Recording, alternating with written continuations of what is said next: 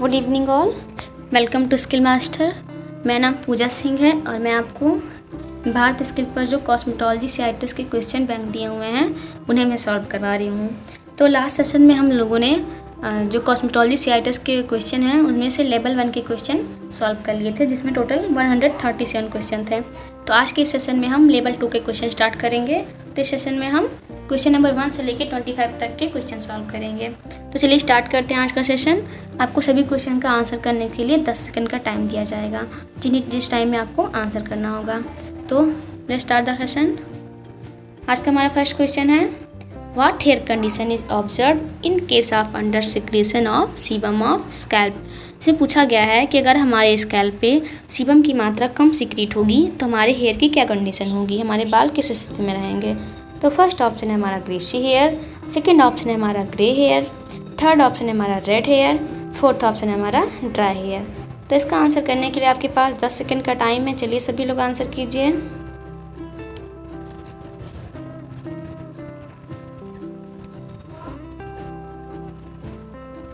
Yes, very good very good. इसका answer क्या आएगा हमारा ड्राई हेयर। इसका राइट आंसर क्या आएगा हमारा ड्राई हेयर। देखिए, जब हमारे स्कैल्प से सीबम की मात्रा कम सिक्रीट होगी ना तो हमारे क्या होंगे, हेयर ड्राई होंगे। जो सीबम होती है ना उसी से हमारे हेयर में ऑयलनेस आती है। तो इसी जगह पे अगर क्वेश्चन होता कि हमारे स्कैल्प में सीबम अगर ओवर एक्टिव हो जा रहे हैं, उनकी सिक्रेशन बहुत ज़्यादा हो रही है, तो हमारे हेयर की कंडीशन क्या होगी, तो उसका आंसर आता हमारा ग्रीसी हेयर। बट यहाँ पे पूछा गया है कि अगर सीबम की मात्रा कम सिक्रीट होगी तो हमारे हेयर क्या हो जाएंगे, ड्राई होंगे। ओके, फिर बढ़ते हैं नेक्स्ट क्वेश्चन की ओर। हमारा question number 2, human hair growth cycle is divided into dash stages of growth. से पूछा गया है कि हमारे ह्यूमन हेयर ग्रोथ के साइकिल जो है, जो मानव केश विकास चक्र है, उसको कितने भागों में बांटा गया है। तो फर्स्ट ऑप्शन हमारा दिया हुआ है 3, सेकेंड ऑप्शन है हमारा 4, थर्ड ऑप्शन है हमारा 5, फोर्थ ऑप्शन है हमारा 8।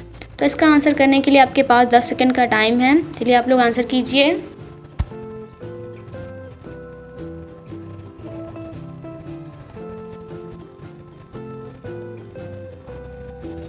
Very good. इसका आंसर क्या आएगा हमारा 3। ह्यूमन हेयर ग्रोथ को कितने भागों में बांटा गया है, 3 भागों में बांटा गया है। तो हम कौन कौन से वो पार्ट हैं, फर्स्ट हमारा है एनाजेन, सेकंड हमारा होता है कैटाजेन, थर्ड हमारा होगा टेलोजेन। क्या होगा, एनाजेन, कैटाजेन और टेलोजेन। इन 3 भागों में, इन 3 पार्ट में, 3 साइकिल में हमारे हेयर ग्रोथ को बांटा गया है। ह्यूमन हेयर ग्रोथ को 3 साइकिल में बांटा गया है, एनाजेन, कैटाजेन और टेलोजेन। देखिए याद रखिएगा, ये सब क्वेश्चन बहुत ही इंपॉर्टेंट है, आपके एग्जाम में ज़रूर आएंगे, तो प्लीज़ ध्यान से समझिएगा। चलिए नेक्स्ट क्वेश्चन देखते हैं। क्वेश्चन नंबर 3 है, which of the following statements with regard to human finger nail is true. First है हमारा, the nail of little fingers grow faster than the nails of index finger. Second है हमारा, toe nails grow slower than the finger nail. मतलब इसमें पूछा गया है कि जो मानो हमारे जो ह्यूमन फिंगर नेल होते हैं, मानव के उंगली के नाखून होते हैं, उनमें से कौन सा स्टेटमेंट सही है। फर्स्ट दिया था हमारा कि जो हमारे लिटिल फिंगर नेल होते हैं ना, वो जल्दी बढ़ते हैं इंडेक्स फिंगर के बजाय। और सेकेंड था हमारा, toe nails grow slower than the finger nail. मतलब जो हमारे पैरों के टो के नेल होते हैं ना, वो स्लो बढ़ते हैं और फिंगर नेल की अपेक्षा, हाथों की जो नेल्स होते हैं उनकी अपेक्षा पैरों की जो नेल्स होते हैं पैरों के, वो स्लो बढ़ते हैं। तो इनमें से कौन सा सही है आपको बताना है। तो फर्स्ट ऑप्शन हमारा दिया हुआ है ओनली 1, मतलब सिर्फ पहला स्टेटमेंट सही है। सेकेंड हमारा ओनली 2, मतलब सिर्फ दूसरा स्टेटमेंट सही है। थर्ड है हमारा बोथ 1 and 2, मतलब दोनों स्टेटमेंट सही हैं। फोर्थ है हमारा नाइदर 1 nor 2, मतलब दोनों में से कोई नहीं सही है। तो इसका आंसर करने के लिए आपके पास 10 सेकेंड का टाइम है। चलिए सभी लोग आंसर कीजिए।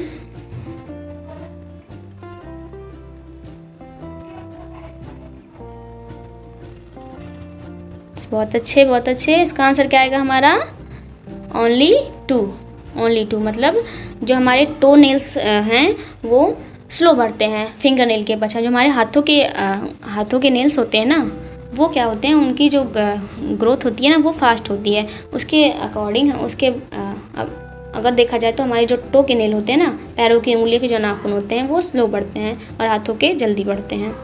ओके, चलिए नेक्स्ट क्वेश्चन देखते हैं। Question number 4, Which of the following must be avoided during manicure procedure?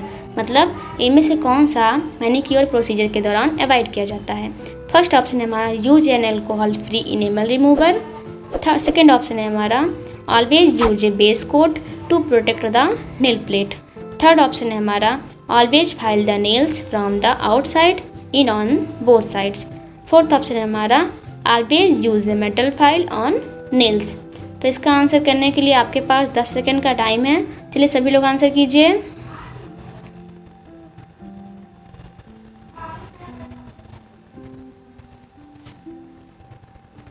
Very good very good. इसका आंसर क्या आएगा हमारा? Always use a metal file. क्या आएगा हमारा? Always use a metal file on nails.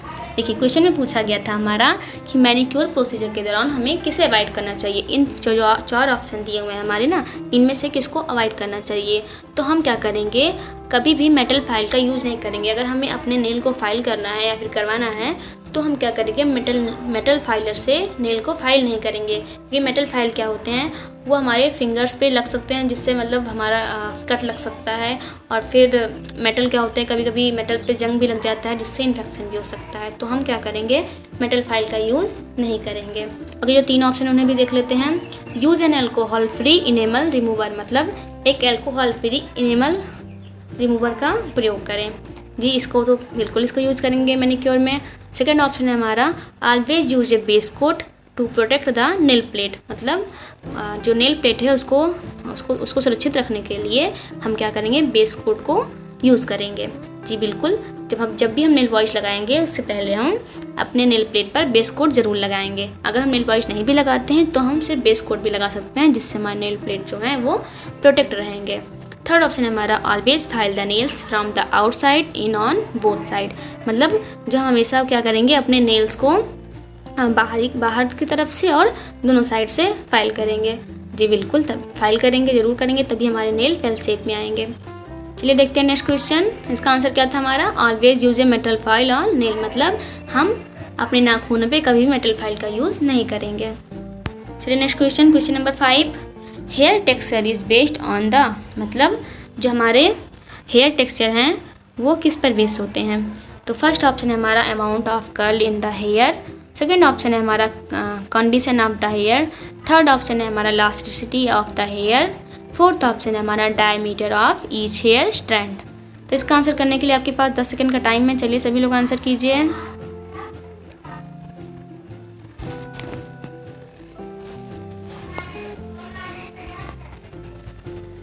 बहुत अच्छे बहुत अच्छे। इसका आंसर क्या आएगा हमारा? Diameter of each hair strand. क्या आएगा answer? Diameter of each hair strand. देखिए क्वेश्चन में पूछा गया था जो हमारे हेयर टेक्सचर होते हैं, हेयर की बनावट होती है, वो किस पर आधारित होती है। तो हमारे हेयर की जो बनावट होती है वो प्रत्येक बाल, एक एक बालों की डायमीटर, मतलब जो हेयर टेक्सचर होती है ना, वो उन्हें किसी एक बाल को लिया जाए, मतलब पर्टिकुलर एक बाल को लिया जाए, उस बाल की जो डायमीटर होती है उसी के आधार पर हमारा हेयर टेक्सचर निर्धारित होता है। फिर देखते हैं next question, question number 6। Eraser should not be use, मतलब रेजर को किस पर यूज़ नहीं करना चाहिए। फर्स्ट ऑप्शन है हमारा ड्राई हेयर। सेकेंड ऑप्शन है हमारा वेट हेयर। थर्ड ऑप्शन है हमारा स्ट्रेट हेयर। फोर्थ ऑप्शन है हमारा सॉफ्ट हेयर। तो इसका आंसर करने के लिए आपके पास 10 सेकेंड का टाइम है। चलिए सभी लोग आंसर कीजिए।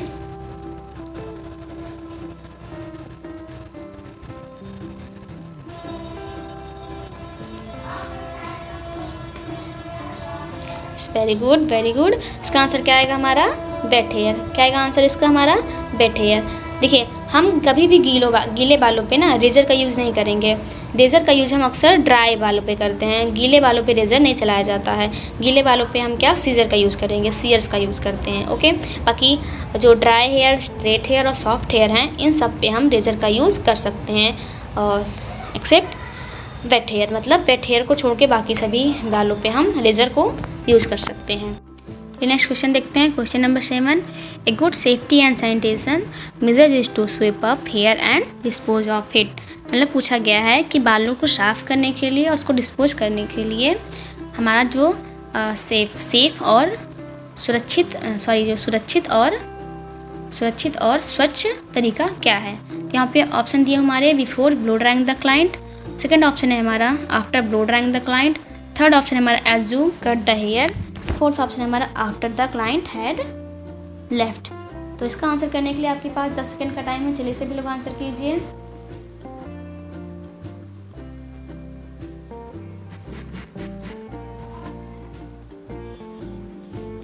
बहुत अच्छे। इसका आंसर क्या आएगा हमारा?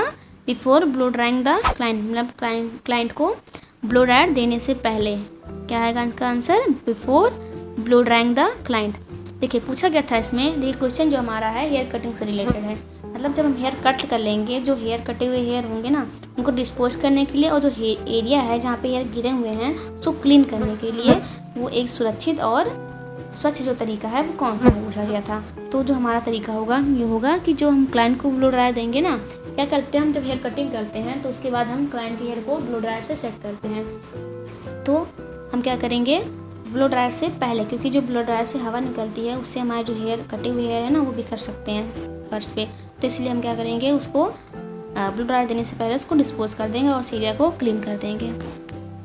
बाकी जो सेकेंड ऑप्शन है after blow drying the client as you cut the hair after the client had left, ऐसा नहीं करेंगे। हम क्या करेंगे, ब्लो ड्रायर देने से पहले ही उस एरिया को उस हेयर को डिस्पोज कर देंगे, उसे क्लीन कर देंगे। देखते हैं next question. Question number 8, a wet steriliser is a closed container in which implements are immersed in a solution of. ऐसे पूछा गया है कि एक गीला स्टेरिलाइजर है, वो एक बंद कंटेनर है। तो उसमें उपकरण को, जो हमारे इम्प्लीमेंट्स हैं, उसको डुबोने के लिए किस सोल्यूशन का यूज़ करेंगे। तो फर्स्ट ऑप्शन है हमारा एक कॉस्टिक, सेकेंड ऑप्शन है हमारा ए जर्मिसाइड, थर्ड ऑप्शन है हमारा एन एंटीसेप्टिक, फोर्थ ऑप्शन है हमारा डिओड्रेंट। तो इसका आंसर करने के लिए आपके पास 10 सेकंड का टाइम है। चलिए सभी लोग आंसर कीजिए।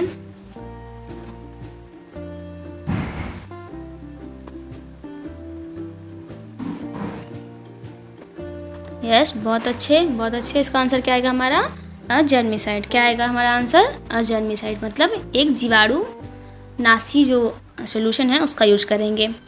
ओके, चलिए नेक्स्ट क्वेश्चन देखते हैं। Question number 9, a long narrow face with hollow cheeks resembles the, मतलब एक लंबा और पतला जो चेहरा होता है और हॉलो चीक्स के साथ वो कैसा दिखता है। तो फर्स्ट ऑप्शन है हमारा ओवल फेस, सेकेंड ऑप्शन है हमारा ओब्लॉन्ग फेस, थर्ड ऑप्शन है हमारा डायमंड फेस, फोर्थ ऑप्शन है हमारा ट्रायंगुलर फेस। तो इसका आंसर करने के लिए आपके पास 10 सेकंड का टाइम है। चलिए सभी लोग आंसर कीजिए। Yes, very good. इसका आंसर क्या होगा हमारा? इसका आंसर होगा हमारा ऑब्लॉन्ग फेस। इसका आंसर क्या आएगा हमारा? Oblong face. देखिए ऑब्लॉन्ग फेस कैसा होता है। ऑब्लॉन्ग फेस में हमारे जो ऑब्लॉन्ग फेस हमारा जो होता है वो लंबा होता है, पतला होता है, और जो उसके चीक्स होते हैं वो धसे हुए होते हैं, ऐसे खोखले से होते हैं। ओके, वो जो फेस होता है हमारा ऑब्लॉन्ग फेस होता है। फिर नेक्स्ट क्वेश्चन देखते हैं। Question number 10, which among the following is the main muscles of the scalp, मतलब इनमें से कौन सा मसल्स हमारे स्कैल्प का मुख्य मसल्स है, मुख्य मांसपेशी है।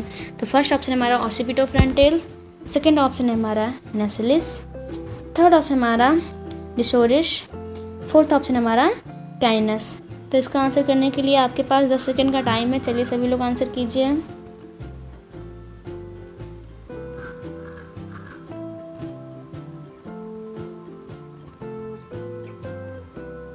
Yes, very good. इसका आंसर क्या आएगा हमारा? ऑसिपिटोफ्रंटल। इसका राइट आंसर क्या आएगा हमारा? ऑसिपिटोफ्रंटल। हमारे जो हमारे स्कैल्प का जो मेन मसल्स है, मुख्य मांसपेशी है, वो क्या होता है? ऑसिपिटोफ्रंटल। चलिए देख लेते हैं इसको। देखिए ये जो हमारा दिया हुआ है ना, ये एरो जहाँ बना, एरो के ऊपर जो ऑसिपिटोफ्रंटल, और ये जो फोरहेड पे मैंने सर्कल बना दिया है, ये जो दोनों तरफ लेफ्ट राइट दोनों तरफ जो है मांसपेशी दिए हुए हैं ना फोरहेड पर, यही दोनों हमारे क्या हैं? ऑसिपिटोफ्रंटल हैं। ऑसिपिटोफ्रंटल ये हमारे स्कैल्प की मेन मांसपेशी है, मेन मसल्स हैं। ओके, चलिए देखते हैं next question. Question number 11, which among the following factors determines the duration required for pre softening in hair tinting, मतलब इसमें पूछा गया है हेयर कलर जब हम करेंगे ना, उसके हेयर कलर के टाइम पे हम क्या करते हैं? हेयर कलर करने से पहले प्री सॉफ्टनिंग करते हैं। तो इनमें से कौन सा फैक्टर होगा जो ज़रूरत होगा? तो देखते हैं, ऑप्शन देखते हैं। फर्स्ट ऑप्शन है हमारा colour of hair, second option है हमारा texture of hair, third option है हमारा length of hair, fourth option है हमारा पोरोसिटी ऑफ हेयर। तो इसका आंसर करने के लिए आपके पास 10 सेकेंड का टाइम है। चलिए सभी लोग आंसर कीजिए।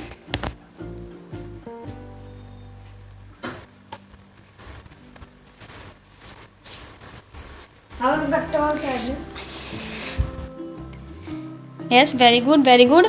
इसका आंसर क्या होगा? इसका राइट आंसर क्या आएगा हमारा? Porosity of hair. इसका राइट आंसर क्या आएगा हमारा? Porosity of hair. चलिए समझते हैं इस क्वेश्चन को। क्वेश्चन में पूछा गया है हमारा, क्वेश्चन में पूछा गया है कि व्हिच एमंग द, एक minute sorry please 1 minute. Question पूछा गया है हमारा which among the following factors determines the duration required for pre softening in hair tinting. मतलब हेयर टिंटिंग या फिर इसको बोल सकते हैं हेयर कलर्स में जो प्री सॉफ्टनिंग होते हैं उनमें से कौन सा एक आवश्यक फैक्टर है।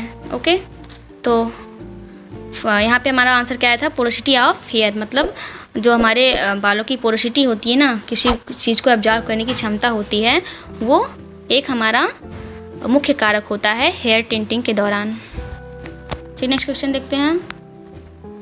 Question number 12, in which among the following cases finger web is more effective. मतलब किन केस में हमारा जो फिंगर वेब हेयर स्टाइल होता है ना वो बहुत और भी ज़्यादा इफेक्टिव होता है। यहाँ ऑप्शन दिए हुए हैं। फर्स्ट ऑप्शन है हमारा opposite to direction of natural hair growth. Second option है हमारा toward the face. Third option है हमारा along the direction of natural hair growth. Fourth option है हमारा नन ऑफ दीज। इसका आंसर करने के लिए आपके पास 10 सेकेंड का टाइम है। चलिए सभी लोग आंसर कीजिए।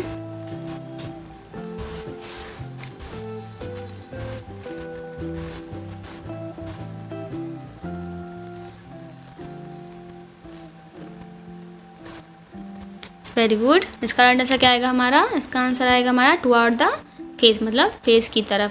देखिए क्वेश्चन में पूछा गया था in which among the following cases finger web is more effective. मतलब निम्नलिखित में से किस परिस्थिति में हमारा जो फिंगर वेब हेयर स्टाइल है वो और भी ज़्यादा इफेक्टिव होगा। तो यहाँ हमारा क्या आएगा? टुवर्ड द मतलब फेस की तरफ, चेहरे की तरफ अगर हम अपना क्या नाम है फिंगर वेब बनाएंगे हेयर स्टाइल ना तो और भी इफेक्टिव लगेगा। देखिए यहाँ पे देखिए ये जो लेडी है ना, एक मिनट, ये जो लेडी है ना, ये जो फिंगर वेब हेयर स्टाइल ऐसे बनाई हुई है ना, तो क्या किया अपने थोड़ा फेस की तरफ, इधर थोड़ा फेस की तरफ ले आई है, तो ये क्या होता है और भी ज़्यादा अट्रैक्टिव और इफेक्टिव लगता है। ओके, नेक्स्ट क्वेश्चन देखते हैं। Question number 13, in which among the following case facial powder must not be used. मतलब इनमें से किस केस में जो फेस पाउडर होते हैं उसको यूज़ नहीं किया जाता है। तो फर्स्ट ऑप्शन है हमारा post facial for oily acne. Second option है हमारा post facial for dry skin. Third option है हमारा post hot oil mask. Fourth option है हमारा पोस्ट एक्ने ट्रीटमेंट। तो इसका आंसर करने के लिए आपके पास 10 सेकेंड का टाइम है। चलिए सभी लोग आंसर कीजिए।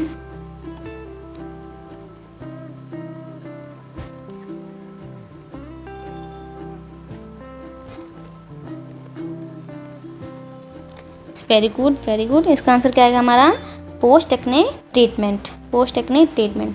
तो ये पूछा गया था कि हम किस केस में फेस पाउडर का यूज़ नहीं करेंगे। तो जब हम एक्ने का ट्रीटमेंट करवाए रहेंगे ना तो उसके बाद हम फेस पाउडर का यूज़ नहीं करेंगे। फेस पाउडर क्या, हम किसी भी ब्यूटी प्रोडक्ट का यूज़ नहीं करेंगे जब भी हम एक्ने का ट्रीटमेंट करवा के आ रहेंगे, उसके बाद हम नहीं यूज़ करेंगे। हाँ, एक फ़िक्स टाइम होगा जब आप जहाँ पे करवाएंगे वो बताया रहेगा आपको, तो उसके बाद आप किसी भी प्रोडक्ट का यूज़ कर सकते हैं। फिर नेक्स्ट क्वेश्चन देखते हैं। Question number 14, the fine teeth of the styling comb are use to. मतलब पूछा गया है जो पतली दांतों वाली कॉम्ब होती है ना उसका यूज़ किस लिए किया जाता है। तो ऑप्शन दिए हमारे। फर्स्ट ऑप्शन है हमारा comb and part the hair. Second option है हमारा comb the sub section before cutting. Third option है हमारा detangle wet hair. Fourth option है हमारा hold the hair at high elevation. तो इसका आंसर करने के लिए आपके पास 10 सेकंड का टाइम है। चलिए सभी लोग आंसर कीजिए।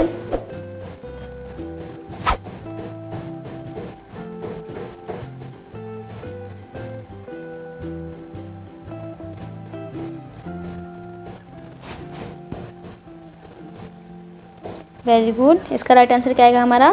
Com the sub section of before cutting. Com the sub section before cutting, मतलब जो कटिंग से पहले जो हमारे सब सेक्शन होंगे ना उनको कॉम करने के लिए। देखिए क्वेश्चन था कि हमारे जो फाइन टीथ कॉम्ब होते हैं ना उनका यूज़ कब करते हैं। जो फाइन टीथ की कॉम्ब होती है ना, बहुत ही पतले पतले दांतों की कंघी होती है, उसमें बहुत ही कम गैप होता है, बहुत ही पास उनके टीथ होते हैं।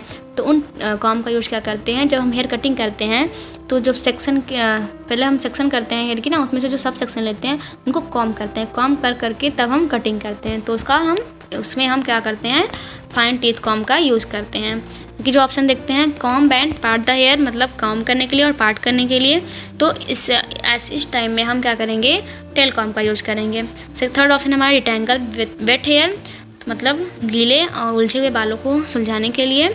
देखिए इसके लिए हम देखिए हमारा ऑप्शन कोई मतलब ही नहीं बनता इसका, क्योंकि हम गीले बालों में कभी कॉम भी नहीं करते हैं। फोर्थ ऑप्शन हमारा hold the hair at high elevation, मतलब हेयर को एलिवेशन को ऊपर उठाने के लिए।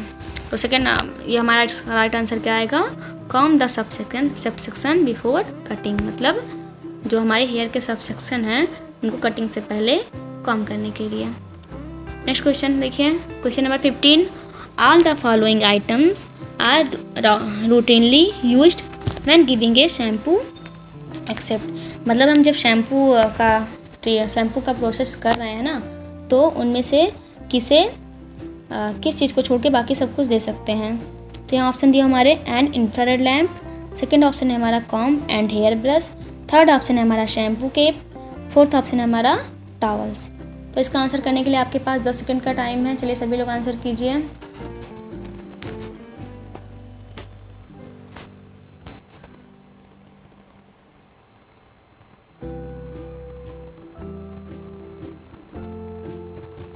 Very good. इसका राइट आंसर क्या आएगा हमारा, an infrared lamp. Infrared lamp. देखिए क्वेश्चन में पूछा गया था कि जब हम शैम्पू करते हैं ना, तो शैम्पू करते टाइम मतलब इनमें से कौन सा एक मतलब पूछा गया था उसमें कि शैम्पू करते वक्त इनमें से किस चीज़ के अलावा बाकी सब हम नियमित रूप से यूज़ कर सकते हैं। तो इसका आंसर क्या हमारा आया था, एन इंफ्रारेड लैम्प। तो इंफ्रारेड लैम्प का यूज़ हम शैम्पू करते टाइम यूज़ नहीं करते, क्योंकि इसका यूज़ हम हेयर स्किन एनालिसिस करने के लिए करते हैं, स्किन की पहचान करने के लिए, स्किन की कंडीशन को देखने के लिए करते हैं। बाकी comb and hair brush, shampoo cape और टॉवल का यूज़ हम शैम्पू के प्रोसेस के दौरान यूज़ करते हैं। चलिए नेक्स्ट क्वेश्चन देखते हैं। Question number 16, what is a normal reaction during a waxing treatment, मतलब वैक्सीन ट्रीटमेंट के दौरान जो नॉर्मल रिएक्शन होता है, सामान्य प्रतिक्रिया होती है, वो कौन सी है, क्या है। तो फर्स्ट ऑप्शन है हमारा एलर्जिक रिएक्शन, सेकेंड ऑप्शन है हमारा ब्लड स्पॉटिंग, थर्ड ऑप्शन है हमारा burning of the skin, fourth option है हमारा स्ट्रिपिंग ऑफ द एपिडर्मिस। तो इसका आंसर करने के लिए आपके पास 10 सेकंड का टाइम है। चलिए सभी लोग आंसर कीजिए।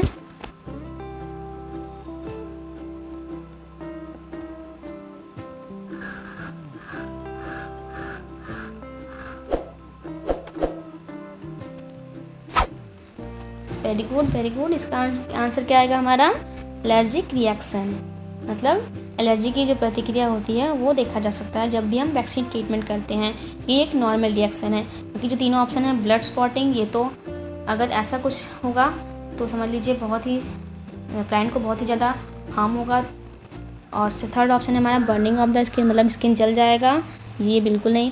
फोर्थ ऑप्शन है हमारा स्ट्रिपिंग ऑफ द एपिडर्मिस, मतलब एपिडर्मिस का हट जाना, मतलब इसमें कहा गया मतलब एक लेयर ही डैमेज हो जाना, तो बिल्कुल नहीं। तो हमारा इसका राइट आंसर क्या आएगा हमारा, एलर्जिक रिएक्शन। जब हम वैक्सीन ट्रीटमेंट देते हैं तो नॉर्मल उसके रिएक्शन हो सकते हैं। फिर नेक्स्ट क्वेश्चन देखते हैं, क्वेश्चन नंबर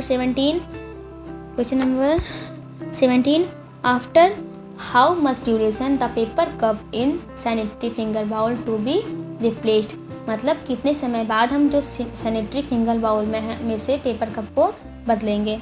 तो यहाँ ऑप्शन दिए हमारे once every day, second option है हमारा वंस पर कस्टमर, थर्ड ऑप्शन है हमारा आफ्टर 5 कस्टमर्स, फोर्थ ऑप्शन है हमारा only after it gets dirty. तो इसका आंसर करने के लिए आपके पास 10 सेकंड का टाइम है। चलिए सभी लोग आंसर कीजिए।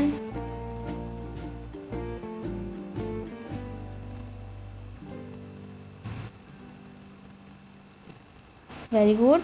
इसका राइट आंसर क्या आएगा हमारा, वंस पर कस्टमर, मतलब प्रत्येक ग्राहक पर। देखिए क्वेश्चन था हमारा कि जो हमारा फिंगर बाउल होगा, सैनिटरी फिंगर बाउल, इसमें जो पेपर कप होते हैं ना, उनको हम कब कब चेंज करेंगे। देखिए कोई भी जब हम सर्विस देते हैं तो क्या करते हैं हम, कोई क्या करते हैं सैनिटरी एक बाउल रखते हैं किसी भी चीज़ के लिए, जैसे सैनिटरी बाउल होता है, जिससे मान लें मैनिक्योर सर्विस दे रहे हैं ना, तो हम उसमें क्या करेंगे, फिंगर्स को फिर हैंड को सैनिटाइज़ करने के लिए हमारे बाउल होते हैं, तो उनमें जो पेपर कप होते हैं उनको हम कब चेंज करेंगे। तो हम क्या करेंगे, जब हम प्रत्येक कस्टमर पे, एवरी कस्टमर पे उसको हम चेंज करेंगे, नहीं वेट करेंगे, ये नहीं वेट करेंगे कि हम कि हमारे एक दिन में कितने कस्टमर आ रहे हैं कि पूरे दिन वही चला लें, क्योंकि एक दिन में बहुत सारे कस्टमर आते हैं। और थर्ड ऑप्शन हमारा आफ्टर 5 कस्टमर, मतलब 5 कस्टमर के बाद बिल्कुल नहीं, इससे क्या होगा, क्लाइंट को इन्फेक्शन हो सकता है। फोर्थ ऑप्शन हमारा only after it's get dirty, मतलब जब ये गंदा हो जाए तभी इसको चेंज करेंगे, बिल्कुल ऐसा नहीं करेंगे। क्या करेंगे, हम प्रत्येक क्लाइंट पे इसको चेंज करेंगे फिंगर बाउल को।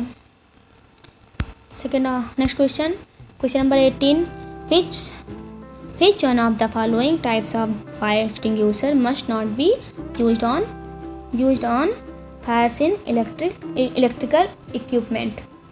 एक क्वेश्चन में पूछा गया है कि इनमें से किस तरह का जो एक्सटिंग्यूशर है उसको हम इलेक्ट्रिकल इक्विपमेंट में यूज नहीं, मतलब देखिए क्वेश्चन पूछा गया है विच one of the following types, मतलब इनमें से किस तरह का फायर एक्सटिंग्यूशर हम यूज़ नहीं करेंगे जब कोई इलेक्ट्रिकल फायर लग जाता है। तो फर्स्ट ऑप्शन है हमारा वाटर, सेकेंड ऑप्शन है हमारा ड्राई पाउडर, थर्ड ऑप्शन है हमारा ब्लैंकेट, फोर्थ ऑप्शन है हमारा कार्बन डाइऑक्साइड। तो इसका आंसर करने के लिए आपके पास 10 सेकंड का टाइम है, चलिए जल्दी से आंसर कीजिए।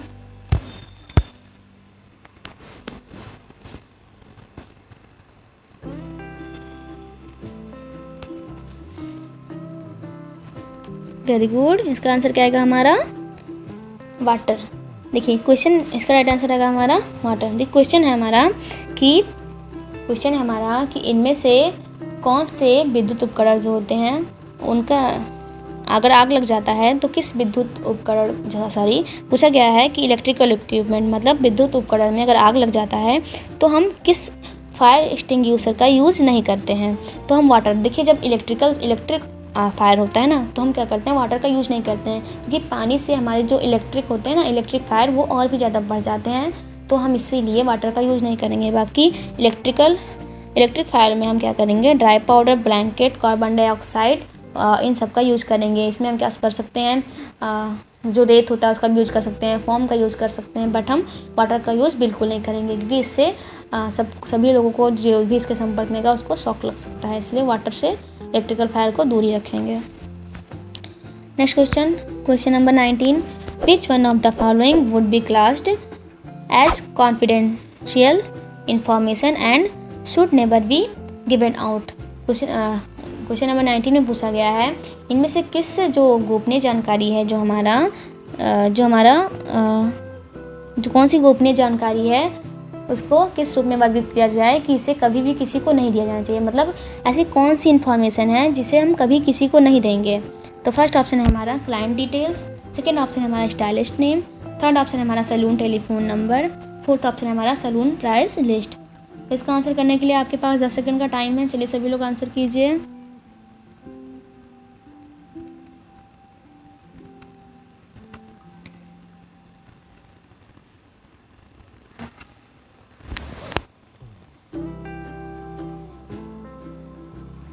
बहुत अच्छे। इसका आंसर क्या है हमारा क्लाइंट डिटेल्स, मतलब हम अपने क्लाइंट के डिटेल्स को कभी भी किसी को नहीं देंगे। इस क्वेश्चन में पूछा गया था कि कौन सी गोपनीय जानकारी को हम किसी के साथ कभी शेयर नहीं करेंगे। तो हम क्या करेंगे, अपने क्लाइंट्स के डिटेल को कभी नहीं शेयर करेंगे। बाकी हम स्टाइलिस्ट का नाम भी शेयर करेंगे, तभी तो कस्टमर आएंगे क्लाइंट्स स्टाइलिस्ट से सर्विस लेने के लिए। और सैलून टेलीफोन नंबर हम भी शेयर करेंगे, क्योंकि तभी हमारे जो क्लाइंट्स है वो अपॉइंटमेंट लेंगे किसी भी सर्विस के लिए। बाकी fourth option salon price list भी हम शेयर करेंगे, तभी क्लाइंट को पता चलेगा कि किस ट्रीटमेंट का जो प्राइस है कितना है। चलिए नेक्स्ट क्वेश्चन देखते हैं। इसका आंसर क्या है हमारा क्लाइंट डिटेल। हम क्लाइंट डिटेल को कभी भी किसी के साथ शेयर नहीं करेंगे। Question number 20, what is use to achieve good sleep during a massage. मतलब उसमें पूछा गया है कि मसाज के दौरान हम अच्छी जो एक जो फिसलन होती है ना उसको प्राप्त करने के लिए किस चीज़ का यूज़ करेंगे। तो फर्स्ट ऑप्शन है हमारा नरिशिंग क्रीम, सेकेंड ऑप्शन है हमारा स्किन फ्रेशनर, थर्ड ऑप्शन है हमारा मसाज क्रीम, फोर्थ ऑप्शन है हमारा मॉइस्चराइज़र। तो इसका आंसर देने के लिए आपके पास 10 सेकंड का टाइम है, चलिए सभी लोग आंसर कीजिए।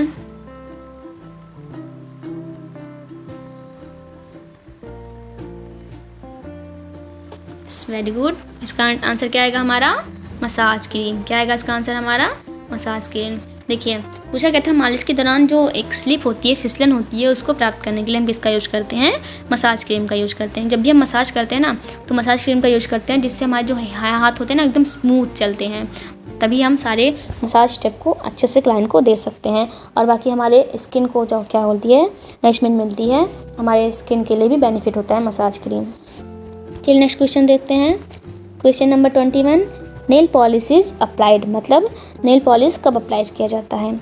देखिए ये क्वेश्चन रिपीटेड है, फिर भी देख लेते हैं इसको। तो यहाँ ऑप्शन नंबर 1 है हमारा over the base coat, base coat के ऊपर, over the top coat second option, top coat के ऊपर, थर्ड ऑप्शन हमारा ओवर द सीलर, मतलब सीलर के ऊपर, फोर्थ ऑप्शन हमारा बिफोर द बेस कोट, मतलब बेस कोट के पहले। तो इसका आंसर करने के लिए आपके पास 10 सेकंड का टाइम है। आई थिंक किसी को 10 सेकंड का भी टाइम नहीं चाहिए होगा। चलिए सभी लोग तुरंत आंसर कीजिए। बहुत अच्छे, बहुत अच्छे, बहुत ही ईजी क्वेश्चन है। इसका आंसर क्या आएगा हमारा? ओवर द बेस कोट, मतलब हम बेस कोट के ऊपर नेल पॉलिश का यूज़ करते हैं। हम क्या करते हैं, पहले बेस कोट लगाते हैं, फिर नेल पॉलिश लगाते हैं, फिर टॉप कोट लगाते हैं, उसके बाद सीलर लगाते हैं, nail polish sealer. Okay next question देखते हैं।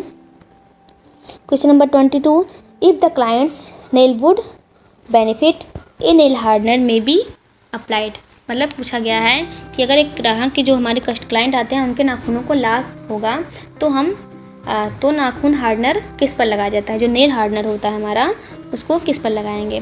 तो फर्स्ट ऑप्शन है हमारा after the top coat, second option है हमारा after the base coat, third option है हमारा after the nail polish, fourth option है हमारा बिफोर द बेस कोट।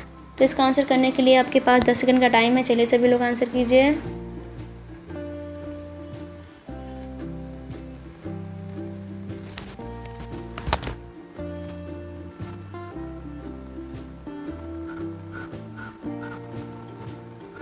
बस वेरी गुड। इसका आंसर क्या आएगा हमारा? इसका आंसर आएगा हमारा बिफोर द बेस कोट, मतलब बेस कोट से पहले। देखिए नेल हार्डनर क्या होता है? नेल हार्डनर ना हम क्या करते हैं, सबसे पहले जब हमारे नेल होते हैं ना ऐसे ही सिर्फ नेल जिस पे कुछ भी नहीं लगा हुआ है, वर्जिन नेल है, तो उस पर क्या करेंगे, हम सबसे पहले हार्डनर लगाते हैं, जिससे हमारे नेल होते हैं जो हार्ड हो जाते हैं उनको स्ट्रेंथ मिलती है, जिससे हमारे नेल जल्दी ब्रेक नहीं होते हैं, क्रैक नहीं होते। तो हम अगर कभी भी नेल पे कोई भी सर्विस मतलब या फिर नेल पॉलिश, नेल आर्ट कुछ भी कराने चाह रहे हैं या फिर कोई आर्टिफिशियल नेल लगवाने जा रहे हैं, तो हम क्या करेंगे, सबसे पहले नेल हार्डनर का यूज़ करेंगे, जिससे हमारे नेल थोड़े हार्ड हो जाएंगे, उनको स्ट्रेंथ मिल जाएगी। उसके बाद हम बाकी बेस कोट, फिर nail polish, top coat, nail art कुछ भी करवा सकते हैं। सबसे पहले हम नेल हार्डनर का यूज़ करेंगे। ओके देखते हैं next question. Question number 23, during a manicure और pedicure procedure, during a manicure or pedicure procedure, if you draw blood the implement should be, मतलब मैनिक्योर और पेडिक्योर सर्विस के दौरान, प्रोसीजर के दौरान अगर खून बहता है तो कौन सा इम्प्लीमेंट करना चाहिए? तो यहाँ ऑप्शन दिए हमारे, फर्स्ट ऑप्शन है cleaned and disinfected, second option है हमारा डिस्कार्डेड, थर्ड ऑप्शन है हमारा wiped off with cotton, fourth option है हमारा वॉश्ड विथ वाटर। तो इसका आंसर देने के लिए आपके पास 10 सेकंड का टाइम है। चलिए सभी लोग आंसर कीजिए।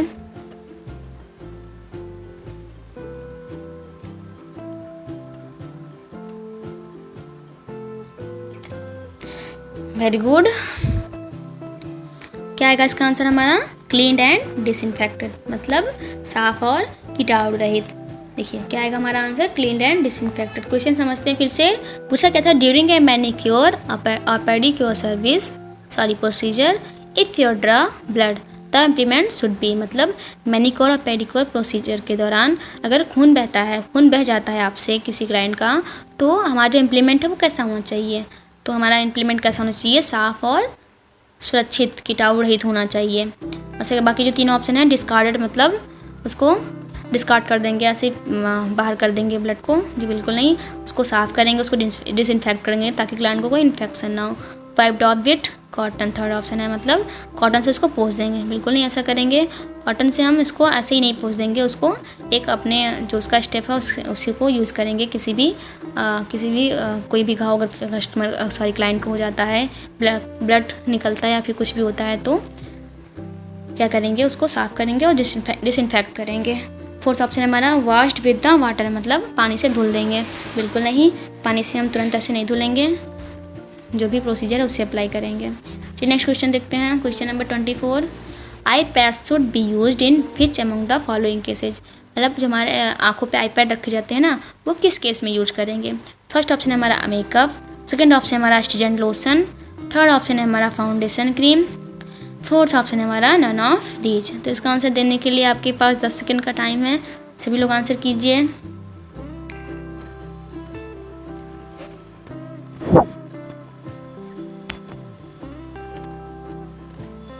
वेरी गुड, इसका आंसर क्या आएगा हमारा नन ऑफ दीज। इसका आंसर क्या आएगा हमारा नन ऑफ दीज। क्वेश्चन में पूछा गया था कि iPad हम किस कंडीशन में, किस केस में रखेंगे। तो ऑप्शन क्या था हमारा मेकअप। देखिए हम मेकअप में iPad को नहीं रखेंगे, अगर हम मेकअप करते टाइम iPad रख देंगे क्लाइंट की आंखों पे तो हम आई मेकअप कैसे करेंगे। तो सेकेंड ऑप्शन है हमारा स्टीजेंट लोशन। देखिए स्टीजेंट लोशन क्या होता है, हम उसको पूरे फेस पे अप्लाई करते हैं, उस पर iPad रख देंगे तो आंखों पे हम उसको कैसे लगाएंगे। थर्ड ऑप्शन है हमारा फाउंडेशन क्रीम, सेम वही कंडीशन, अगर फाउंडेशन क्रीम लगाते टाइम हम iPad रख देंगे अगर, तो क्लाइंट के आइज़ पे फाउंडेशन लगेगा ही नहीं, तो इसलिए हम क्या करेंगे iPad इन तीनों कंडीशन में नहीं रखेंगे। नेक्स्ट क्वेश्चन देखते हैं, आज का हमारा लास्ट क्वेश्चन। तो question number 25, in a makeup application lip colour is applied, मतलब जब मेकअप एप्लीकेशन करते हैं तो लिप कलर हम कब अप्लाई करते हैं, लिपस्टिक हम कब अप्लाई करते हैं। तो फर्स्ट ऑप्शन है हमारा इमीडिएटली आफ्टर पाउडर, मतलब तुरंत पाउडर के बाद। सेकेंड ऑप्शन है हमारा बिफोर चीक कलर, मतलब जो चीक कलर ब्लशर देते हैं उसके पहले। थर्ड ऑप्शन है हमारा सेकेंड लास्ट स्टेप, मतलब लास्ट स्टेप के पहले। फोर्थ ऑप्शन है हमारा लास्ट। तो इसका आंसर करने के लिए आपके पास 10 सेकंड का टाइम है, चलिए सभी लोग आंसर कीजिए।